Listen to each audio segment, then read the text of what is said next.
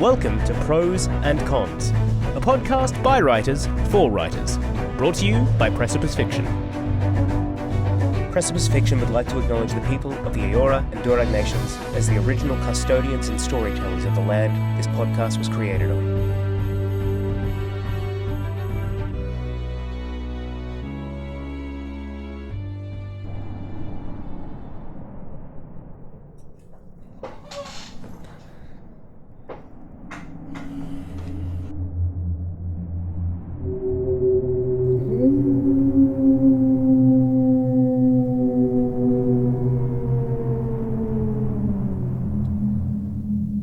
Hello, everyone, and welcome to a very spooky episode of Pros and Cons, where sometimes we feel like monstrous pros and sometimes we feel like undead cons.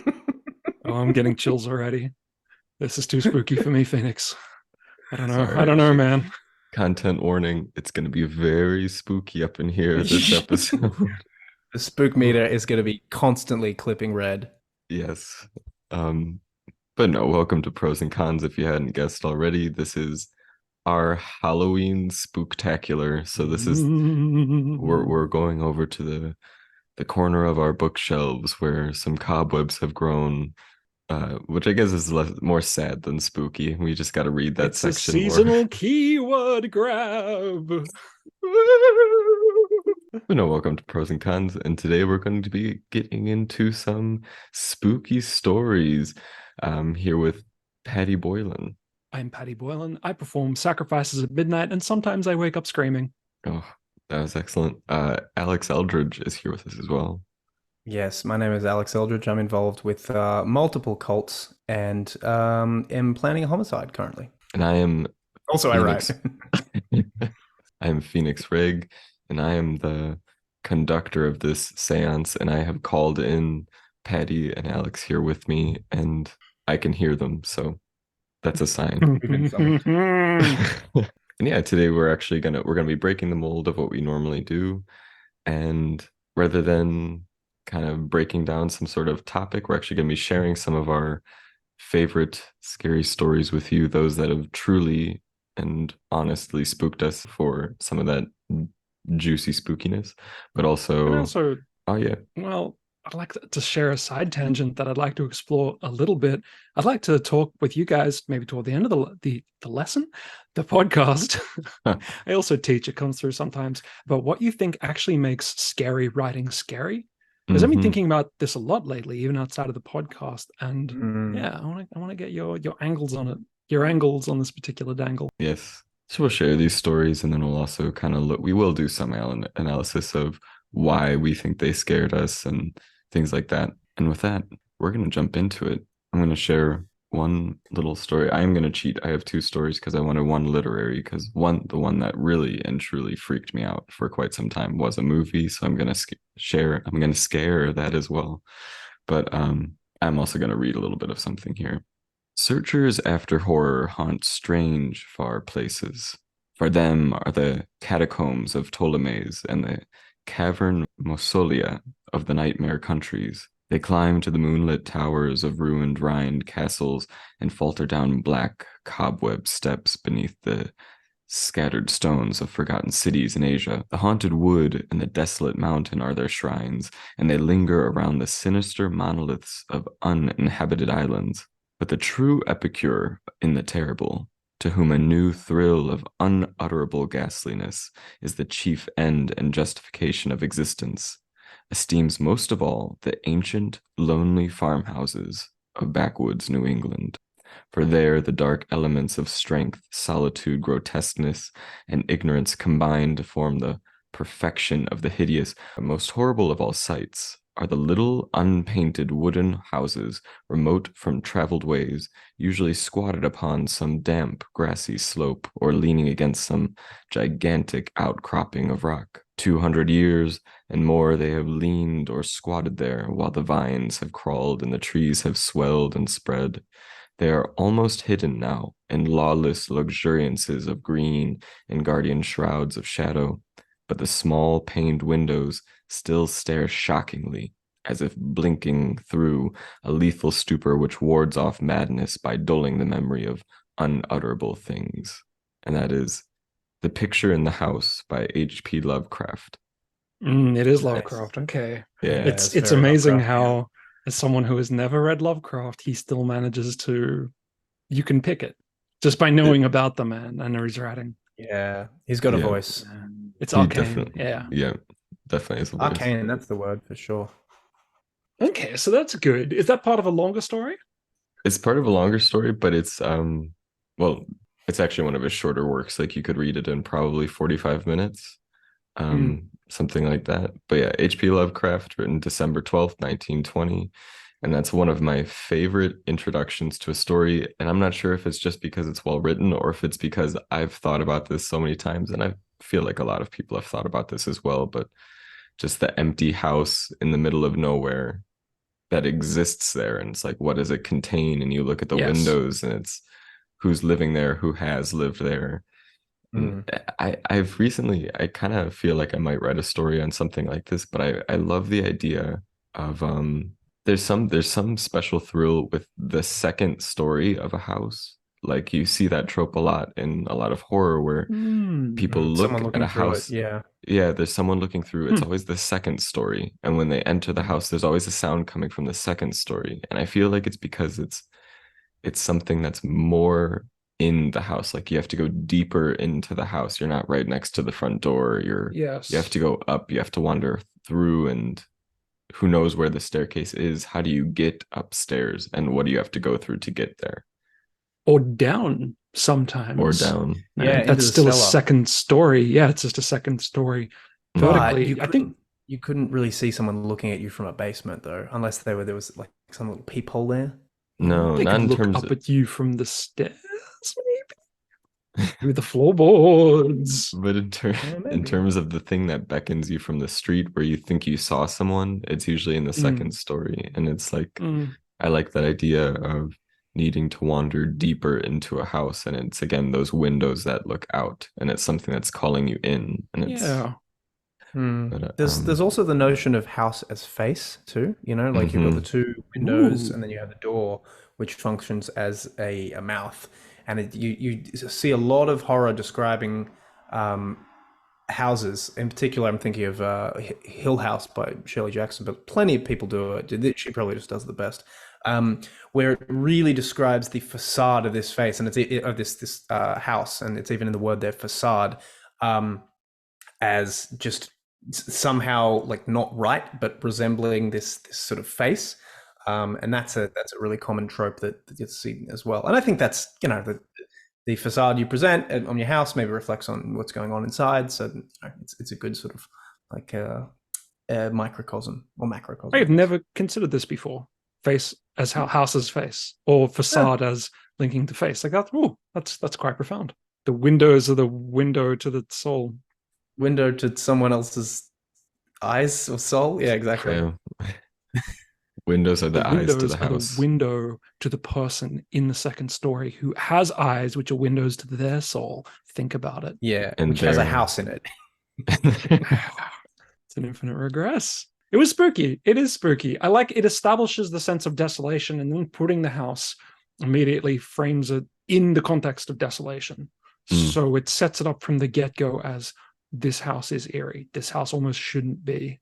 That's what I got from it anyway. I don't know what happens in the story. Yeah. But And then I will share a little bit. So in this story, that's just the setting to give the context of these houses. And then we meet our main character who's traveling along a road, and due to forces of nature, something that's, you know, weather's terrible, his hand is forced, and he's forced into one of these houses that he sees on this hill that he can't avoid, even though it creeps him out, even though it's telling him no, he has to go in because of the weather. So it's just too terrible.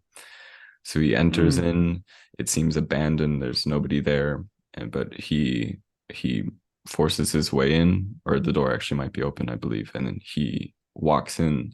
He's walking through these empty, dusty halls that look like they haven't seen life for quite some time, and finds himself into a room where he finds a picture on a wall, and it's just carnage in this picture, grotesque butchery of animal parts and guts and things on the floor, and it just gives him this unsettling, disturbing feeling. And then from there, he starts to hear a sound coming from the second floor, a creaking on the wood up above him. And then it's the slow shifting of weight as something's moving through the house, coming down towards him.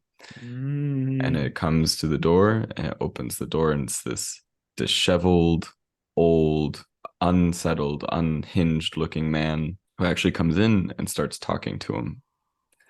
And from there, they sit down they sit down at the table, and the old man brings a book down from the shelf and opens it and has him start reading it to him. And this old man can't really seem to read, or if he can, his English isn't very good, but he has him start recounting it. He has the traveler start reading a tale to him, or start recounting a tale to him, with more of these grotesque details, this butchery, this really like sharp stuff that's really hard to kind of take, and the reader's feeling unsettled as this man seems to be savoring all these details a bit too much, like relishing all these details, and it's a lot. Uncomfortable. Yeah, it's very uncomfortable, but I don't know, should I say of spoilers? yeah, so spoiler. Yeah. Spoiler alert. I think that's a tantalizing amount to leave us with. Yeah, enough to make us want to read the story. there. Yeah, you could read And it now in that- an evening. It's very good. And Lovecraft, I think, is past copyright now, so we should Yep, be available I to get believe for so. free. Yeah, 1920s. well, at the very Yeah. least, I found Yeah. it on. You can go to hplovecraft.com, and there's an archive there, and it's all available right there. I need to delve into his stuff. He's such a giant with such a long shadow that I need to finally get into some. I hear Mountains of Madness is a very good place to start. Yeah. That's where I started. It's pretty Yeah. good. And then it's got some really Wow. creepy penguins. Yeah, that's the thing. There's a shoggoth. Okay. I don't know what that is. Well, and I'm not spoiling anything, am I? No. I actually have a story as well, but it's also Lovecraft. So maybe you want to go first, Paddy, as a bit of a palate Okay. cleanser. Okay, a gap between the Lovecraft. Mhm. So I was thinking in the preparation for this that I don't read a lot of horror. I don't watch a lot of horror either. I'm often not into it because a lot of scary films I don't find scary. A lot of scary books I don't find scary. But when they're scary, oh boy. When I saw The Ring as like a late teenager or early 20s or something, I couldn't sleep in the same room as a TV for quite a while. So when things get under my skin, they really affect me. But I'm yet to really read much that's really scared me. I've read some Stephen King, actually, at Alex's suggestion. And I like it. I like his writing a lot, but I'm yet to be scared by it. And actually, there's a thing that Stephen King does that I want to talk about later. So I want to try and put a pin in that and see if nice. I remember. It's a very interesting thing that he does. But then I remembered that I've read Mother Horse Eyes. Have you guys ever heard? Oh, you've Mother told me Horse about Eyes? this. Mother Horse Yeah. Eyes. I'm sure I have. You have, yeah. The title alone freaks me out. Oh, yeah. It's. Imagine that you're on Reddit and you're browsing Reddit and you're looking for a ragu recipe, a delicious ragu that you're going to make at a family event that's coming up. And so you found this wonderful post. It's the most popular post on family ragus, r/family ragus, let's just say. And you've read it and it's great. And it ends with, and that's how you make a wonderful ragu. And the first comment on that post is like, yeah, wonderful. I can't wait to make that for my family. And then the second comment is something like this. When I was little, they took mummy away and put me with a new mummy in a smelly, dark house. They said she was a real person, but I knew she wasn't. They had made her. Her face was made from pieces of animal, pig cheeks, hairy goat jaw, old horse eyes. They sewed her together badly and the seams were crusty. I hated her. Real mummy called me from underground. I opened the attic window at sundown and let the spring breeze flow in. I heard her song floating in the cool air, soft singing from the grave. And that's it. And there's no context. And then everyone else is like, what the fuck? What the fuck? And it immediately gets like as many upvotes as it does downvotes. And then immediately Wow. for like a few hours goes to the front page of Reddit. And that's what this guy did. That's No one insane. to this day knows who Mother Horse Eyes is. No one. They never actually came up with it, but they wrote about 100 posts and then they just vanished of the most. Ooh, I'm getting goosebumps thinking about it. People later on have called the body of work the Flesh Interface series. I'm not going to get into what a flesh interface is, partly because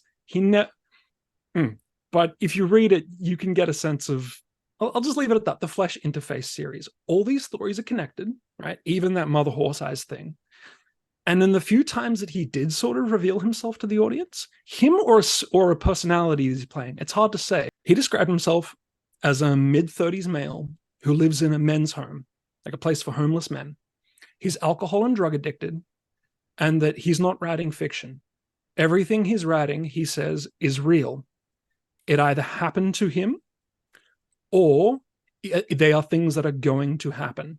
He says he took too much acid once as a young man in his young 20s, and that everything he's writing now is a result of that. It's allowed him to see into this possible set of futures and alternate presents that are coming, and that Mother Horse Eyes waits at the bottom of it all, and she is inevitable, and that soon we will be in the womb of her embrace. Man, I spent like a good week going through this guy's stuff, and yeah, it's deeply, deeply disturbing. And the fact that we don't know if this person is real and mentally ill, a really talented author who's decided never to reveal himself and stay in character always, or has some kind of glimpse beyond the veil, just makes it all the more like, ooh. I mean, that brings up an interesting point, but okay, let's take even the snippet that you just brought to us then. Like that is people have called it a new mummy, by the way. New Mummy is the name of that one. Okay. New Mummy, okay.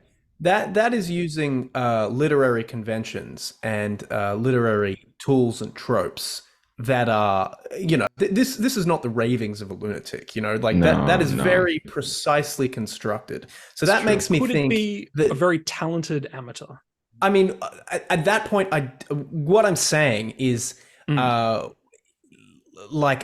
the question like whether he is just mentally ill and just like saying, this is what I believe, or is it something that he has constructed?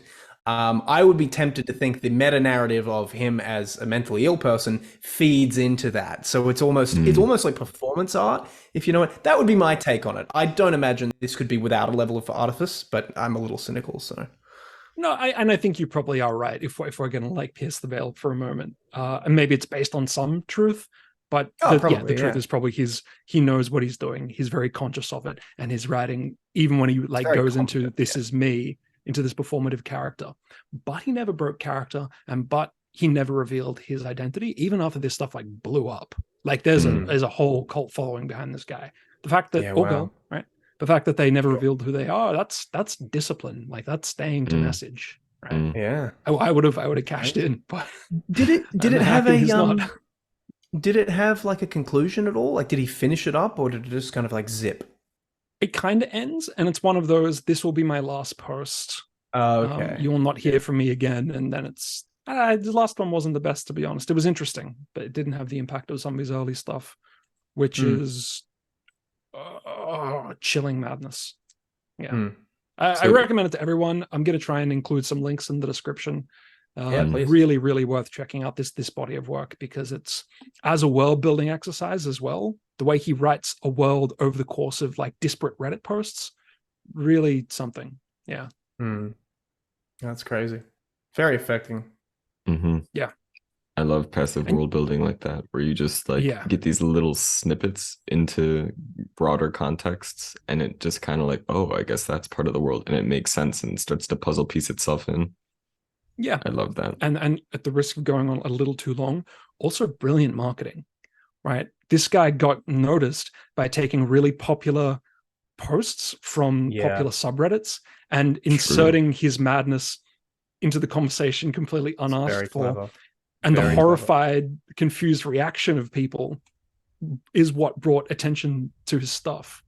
So people have collated it since and made it into like a big archive where you can read stuff, but they've pulled these things from subreddits about like shopping and cooking and cryptocurrency and completely unrelated things. Anyway, Mother Horse Eyes. Really, I'm a fan. It kind of has a modern like War of the Worlds sort of feel where you're going into this popular broadcasting medium and kind of delivering something as truth. Alex, the Eldritch horror will now transition over to you. One of the structure guides horror. Yeah, well, I mean, Phoenix. I dabble. Horror. Dabble. I dabble. You dabbled in horror. I do not dabble much, but I do dabble. Yeah, exactly. I'd like to read some of the horror. No, there's the one thing about the vampire. I don't know if that's horror, but no, I'd say that's horror. Yeah, I like that one. Slightly unhinged. But so I'm also looking at a Lovecraft story, and it's Lovecraft is kind of funny. To quote it's hilarious. The second time this episode,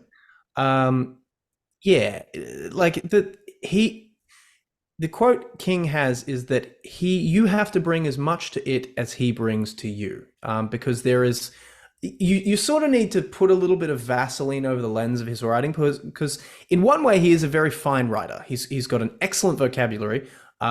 He's very able to evoke a mood, and he is he's pretty masterful at building tension over the period of a story.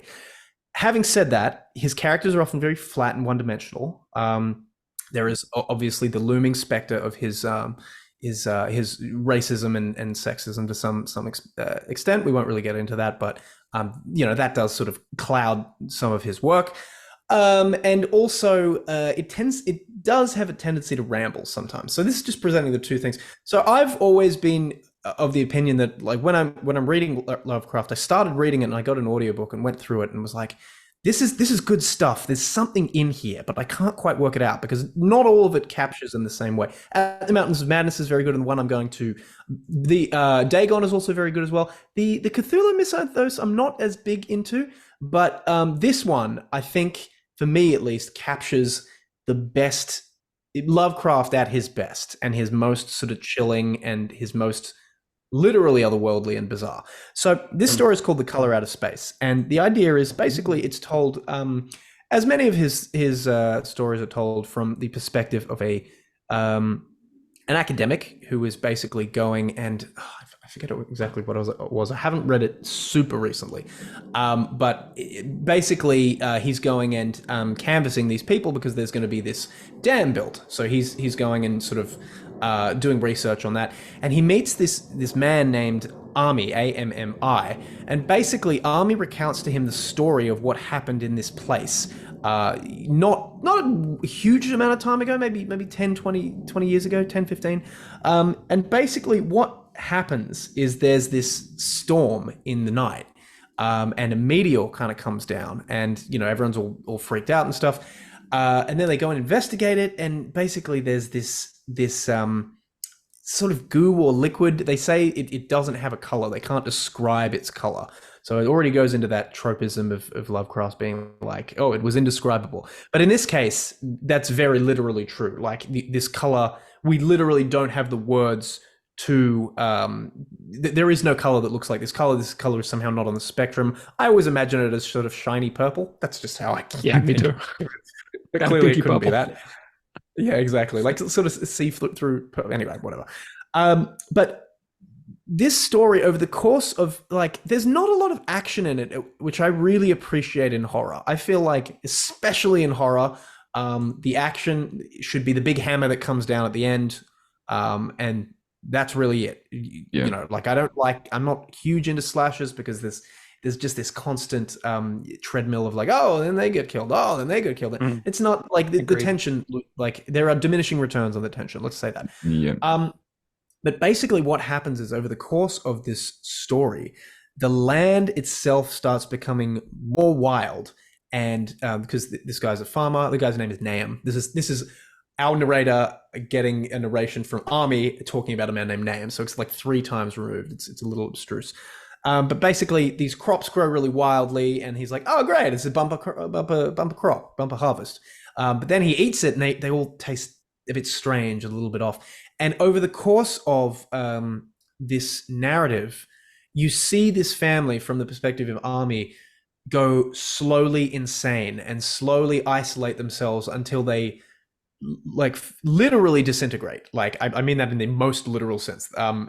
And just the like the way that he tells that, going from the beginning of that where this starts, and it's like, oh, you know, that like he begins like to describe the animals, like things just don't look quite right. There's a hair that has these weird proportions.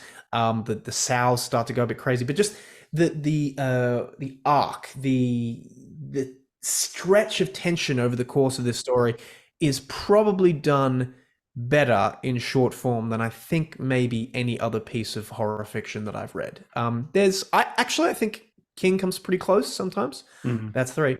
But he has a little bit more of a zoomed in focus, which has its own appeal. But there's very, very little that is quite as close to this. And basically, in the end of it, we discover that this, you know, it goes back to the beginning of the guy, and we find out that he's actually taking measurements and things for this dam, because there's going to be a dam drilled into this land, and then that's going to basically go into the water supply, and whatever this color is may have the potential to, you know, infect the water table or something. And basically, you know, the implications are that's, you know, everyone could kind of lose it a little bit.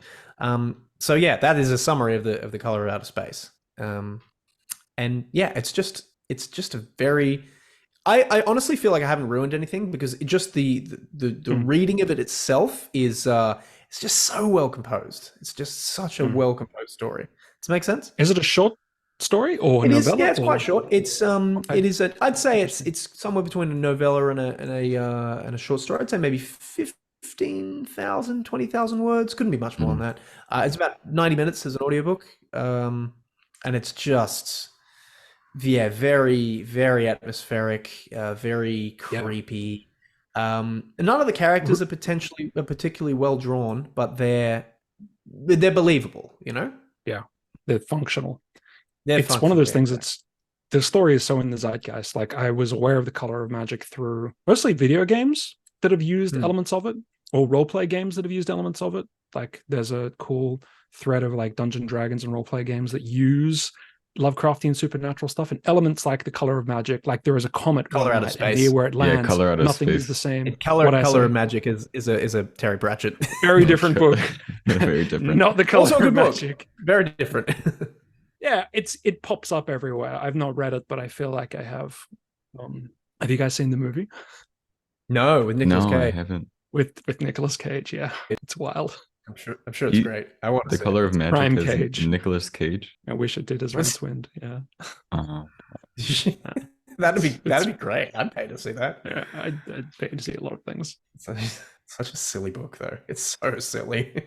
The person that's describing the hair that doesn't look quite right and stuff, that's the person that has eaten. So that is Nahum, who is the ultimate point of who's contact recounting. Here. Yeah. So there's the I forget, I think he's an unnamed narrator who was talking to Army, who's then relating this story, and because Army was going back and forth and seeing the degradation and breakdown of this guy Nahum. So I believe it's Nahum who's like, oh, you know, just the animals just don't, like, I hit a groundhog and just something about it was like it was all twisted and just awful.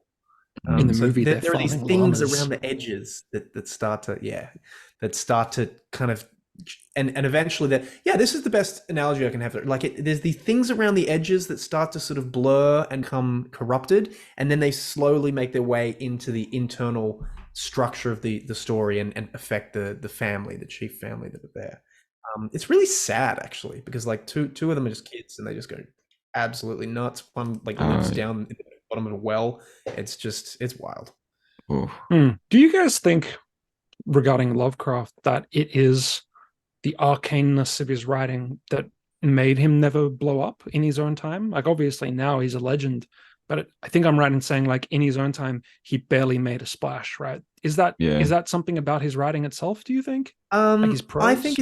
I think it's difficult to separate his prose from his content. I think why Lovecraft is so compelling is because I think from a very, very deep level, there's this through line. So like, you don't have Lovecraft without his prose. You don't have him without him as a person. and all his attendant vices and fears. And you don't have him without his interest in the supernatural. I think the reason why it works so well is that it just through some freak of literary nature, he is just this absolute like total consistency there, which is why it's so compelling. I think that's one of the reasons why, and it's not perfect, but it is very consistent. Looking back now at his body of work, we're appreciating it because we can see it as a whole like constellation of stuff. Do you think that's part of it? Yeah, I think that is part of it. I think the mythos is a part of it as well, like as in his whole mythos. But I think it's more the fact that he drills down into these, like it's his quote. It's like, the oldest and strongest emotion of man is fear, and I think he taps into that so legitimately, sometimes clumsily, but always with like this very authentic sense of this is how he is. I think that pervades the writing, and I think that's a big part of why he's lasted as long as he has. But that's just in terms of like maybe why he didn't particularly blow up in his time. Yeah, maybe it's a little arcane. Yeah, I'd say so. It's certainly he was emulating an earlier time. He was emulating the 1800s in terms of how he wrote. So I don't know whether Victorian fiction was in fashion then, or maybe I don't know. But yeah, it's kind of arcane. It's kind of weird stuff. Like, I mean, you give it to a 14-year-old, they're going to be like, "What the fuck is this?" Like, imagine giving the TikTok crowd like Lovecraft manuscripts and being like, "This is canon." Some of them will like it. A lot of them won't.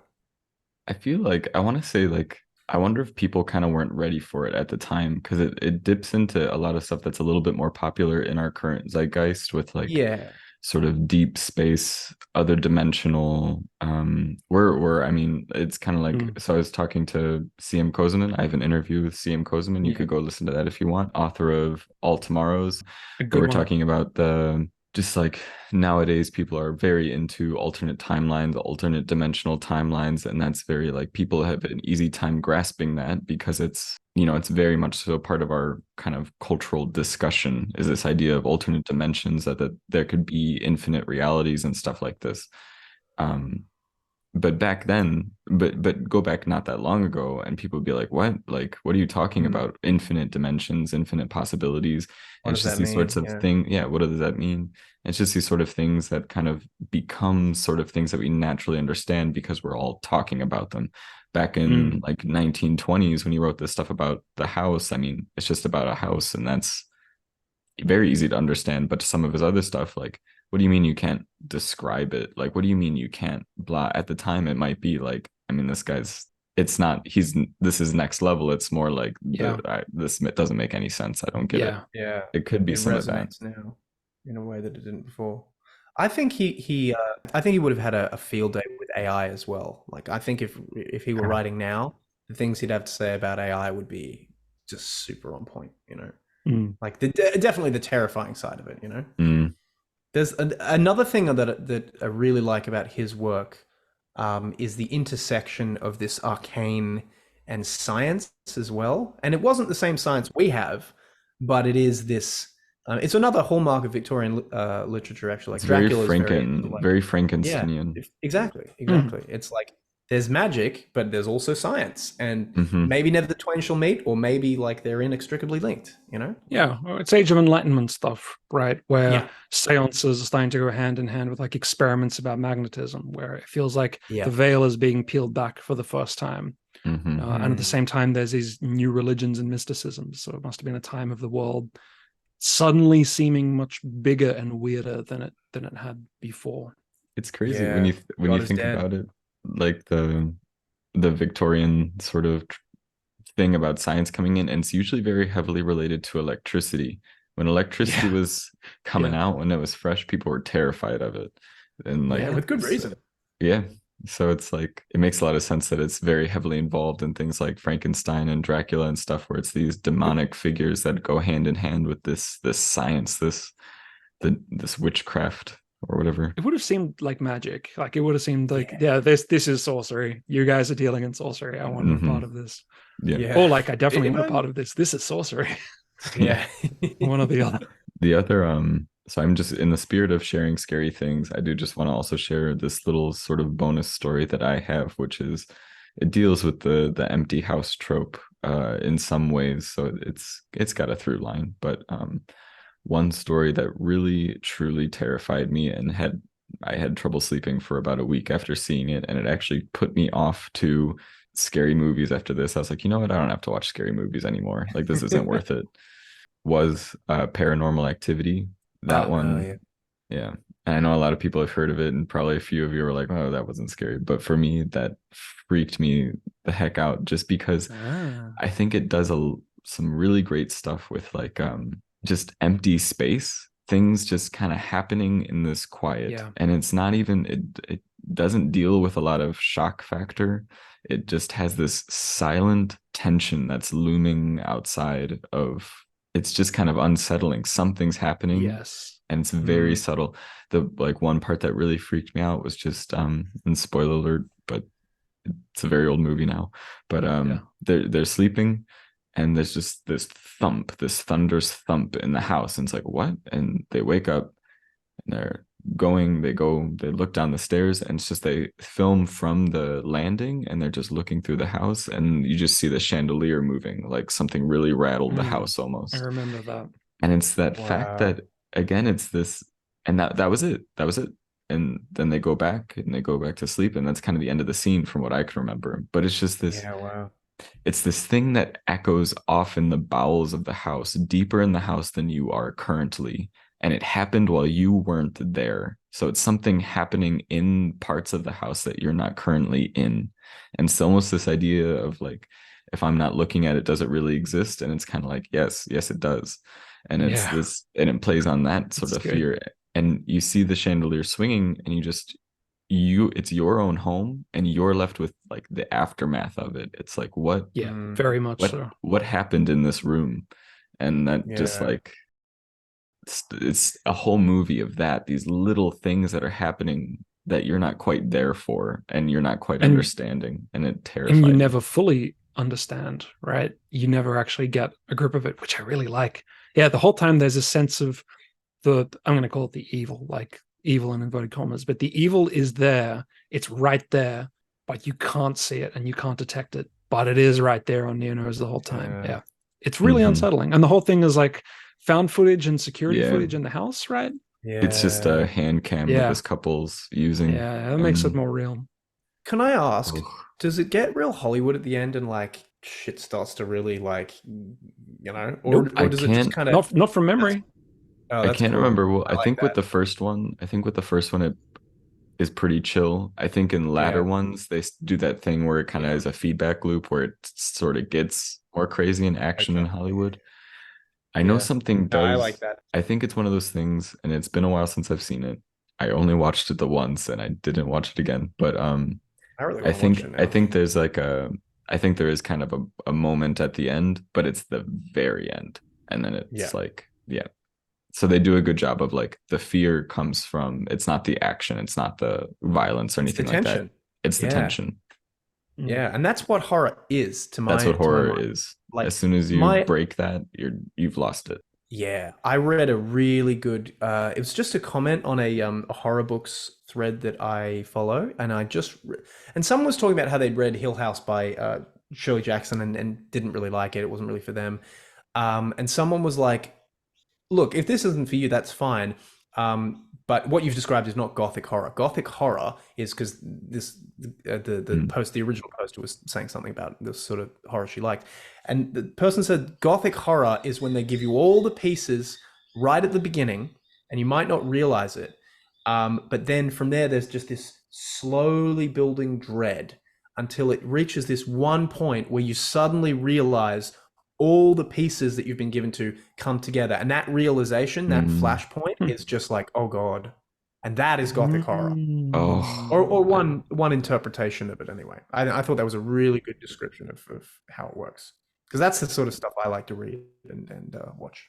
It's also a clever payoff as well, right? Where you find like, oh, wow, the kill was in the house the whole time kind of thing. It's always the feeling when all the dominoes fall is a beautiful moment. Yeah.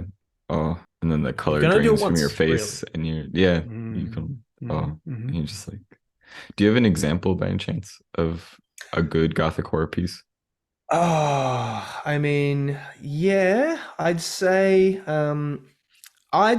my favorite example of that particular style of gothic horror is just the diary entries of Dracula. And I'm sure I've talked about this before, Mm, but if you go through that, it's just the guy comes into the house, he's greeted by this eccentric, sort of host, and the guy's like, "Oh yeah, no, it's you come in, you can stay as long as you want and whatever." And then it just ratchets up the tension and ratchets up the tension, and he goes and he sees these weird things, and he like sees these like shapes moving, and just it becomes more and more uncomfortable, and this guy who originally seems to be this old guy is becoming progressively younger and younger, and you can see it. And then at the end, he suddenly realizes he's being kept prisoner in this house. And then he confronts Dracula, and he's like, you have to let me go. You have to let me out of this house. And Dracula's like, that's fine. You can go whenever you want. And he opens the door, and just like as far as the eye can see, there's just wolves, and the wolves are just like staring, and they're just waiting. So you're finally like, fuck, like this guy is dead. Like it, but it just all built up to this one climax, and it's just it gives me shivers. Just I think that's one of the fine. Yeah, that's another of the finest pieces of horror I think I've read. The rest of the book is good. It's very good. It's a very, very good book, but it's not quite as good as that epistolary initial portion, which is maybe like novella. Yeah, that first bit's like quarter of the book or something. It's definitely the meat, the full beef of the book comes after that, but it's just the scene setting.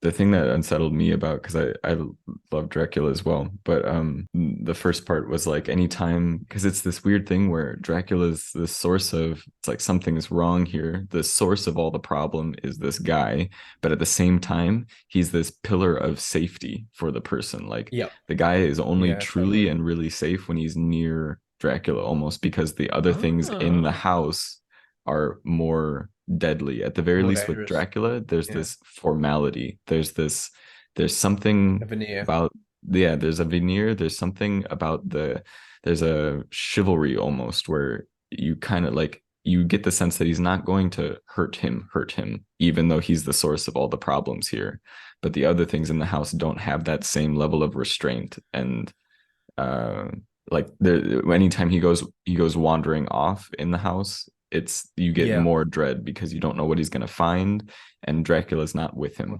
so it's more dangerous. The tension between the thing which offers safety and familiarity is also, on some level, it is the worst thing and the source of all the bad. That's really interesting. Ooh, I'd like to explore both the that. best thing and the worst thing at the same time. It's that's a really that's terrifying good. concept. I mean, it's the reason why a lot of I just read a thriller about basically what's the term, like an abusive sort of controlling like husband, and like how he works on his victims, and you see it from the perspective of the mother, this girl being subjugated, but never in any way that you can pick out. And like the more she kind of reaches out and goes like, hey, this isn't cool what he's doing, the more it seems like she's like being controlling herself. So it's this really delicate like push-pull of like, I can't, so it's like there's like the very fact that he's being controlling stops her from calling him out, and it's very well done. Whoa. That's actually by Catherine Jinks, we're going to do an interview. I have done an interview with, which we'll put out recently. The book is traced. It's very good book. Oh, that's excellent. Yeah, it's good. That was a weird moment for me where I was like, whoa, sounds like a really incredible author. It's like, you did an interview with her. She's on our podcast. Okay. Nice. Yeah. Exactly. That's right. It's a weird thing when you read someone's books and then get to meet them, and you're like, oh wow, you're actually just a person, it's a really cool thing. Or the other way, where you're like, you meet someone, you're like, oh yeah, whatever, and then you actually read some of the work, and you're like, oh wow, okay. We should make a goal, like a long-term goal of this podcast, to interview Stephen King. We got to get him on. Oh, for sure. Yeah, that'd be great. We have to be soon though. He's like 80. Oh, you can shoot for the stars. Yeah. We'll cash in our Stephen King counter, the little reference we've been saving up through the entire podcast, and we'll get him on. Like, Mr. Bigging, Mr. King, we've got 100 points. Like, who are you? How did you get my email? No, he'd say, "Who are you? How did you get this many Stephen King points?" Yeah. Who gave you these What are you Stephen doing King under my points? bed? Yeah. Speaking of Stephen King, I know, Alex, you've read Stephen King, obviously. Phoenix, have you read any I King? actually haven't, but now I kind Okay. of want to because I feel like I have to at this point. The good is good. Yeah. I've read 2 of his short stories, which people said this is, in my opinion, his scariest story. And obviously, Which ones? I've read The Raft, which you recommended. Great story. Really good story. Yeah, I wouldn't say Wonderful, that one's scary, but it wonderful is good. tension. Not really scary. And the man in the suit, I've got it here. Something like the man in the black suit. Okay, so I read that today when I was cramming for this episode, and people said like this is his scariest, according to like a subset of Really? people I've on never Reddit. read that. Yeah, it was good. It was good, but I didn't find it like scary. And I know different things scare different people. I had a friend who, to him, ghost stuff, if he saw a ghost movie that I thought was average, he wouldn't be able to sleep for like nights. And to me, that stuff is like, I don't care about ghosts. But then there's other Stuff things that is really what get gets me. Right, yeah, some people. So I'm wondering if there's the Stephen King book out there, which I've yet to read, which is really just going to haunt me for the rest of my days, or if I can give maybe you one. his kind of scary just isn't my kind of scary. I don't know. I Why can give you are a you laughing story at that, Phoenix? Oh no, Why I is it laughed funny? because you're saying like when am I gonna read the thing that's gonna haunt me to the end of my days? And Alex just so casually, I can give you one. No, I think of myself as the resident King expert. So I can't guarantee it'll scare you because people being scared by books is the most subjective thing in the fucking world. But I can tell you the one that scares me. It's particularly in audiobook format. What is it? It's Are you going to say the 1408? hotel number. It's like 1408. Yeah, 1408. You've mentioned this on the podcast before. Yeah, Okay. That one Okay. is the audiobook particularly, like it's just I'm writing so it down right tense. now. Like Okay, and the yeah. first half of it isn't even the thing. It's just like the guy in a room with the hotel manager going like, please don't do this. Please don't stay in this room. Like here's all the reasons why. Like this, like just don't do it. So it builds it up, and then the actual payoff is like amazing. It's I feel maybe I'm overhyping it to you, but it scares me. It scares me. Man, I'm gonna read it tonight. I'm actually excited. I'm excited to be scared by a book because it rarely happens. But when it does, maybe it'll happen. Maybe it won't. But yeah, the audiobook in particular, there's a thing that happens at the end of the audiobook that freaks me out. Ooh. Yeah. Oh, okay. It's a tantalizing tidbit. Can I mention that thing that I was sorry? This is the thing that I mentioned earlier that I said I like to come back to. There's a thing that Stephen King has done in both of his stories, and I'm getting the feeling that it's something he does a lot. He injects weird points of absurd humor, often at like the peak of the tension. Alex, you're nodding like you know about this. Yeah. There's the man in the black suit. There's a scene where I don't want to give too much of away, but this man in the black suit, who is kind of a supernatural figure, is chasing this kid after having just...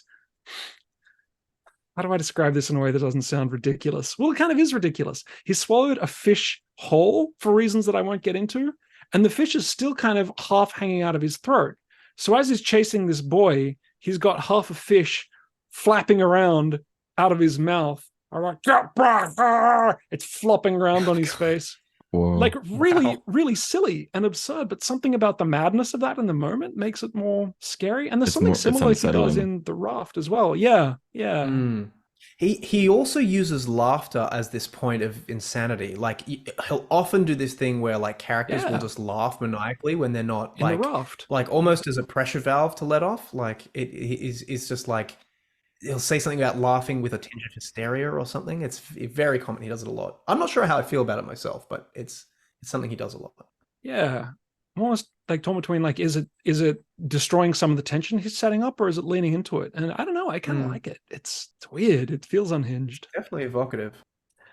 All right. I think that's going to do it for our Spooktacular. Just to break this spooky tension for just a moment, we do have an anthology that's been nominated for a couple awards called The New Mythic. You can buy that on Amazon. If you've read it and have enjoyed it, please give it a review. That'd be great. Also, if you've enjoyed this podcast that you've been listening to, Pros and Cons, please give that a review as well. That helps us out with the algorithm, as well as it makes our days very, very much. It's always fun to get a review. You can also watch on YouTube if you do want to see our faces while we record this. They're all up on there as well. And further, we do have an audiobook version of the new Mythic coming out. That's coming out very soon. I don't know the exact date of that, but that's coming out very soon. We've got some incredible voice talent on there, including Rupert Degas, who you'll know from The Name of the Wind. He did the reading on Audible. Incredible talent. So keep an eye out for that. That's coming out very, very soon.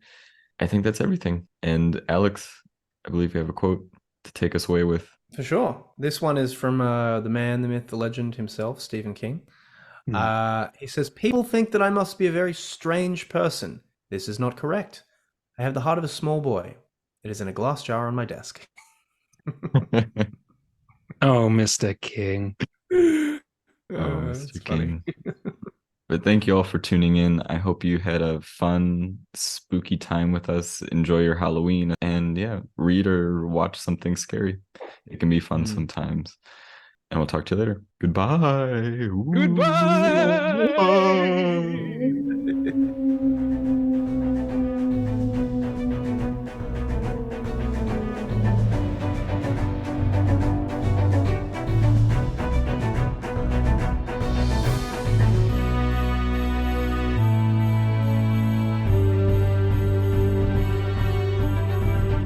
You're listening to Prose and Cons, the Precipice Fiction podcast.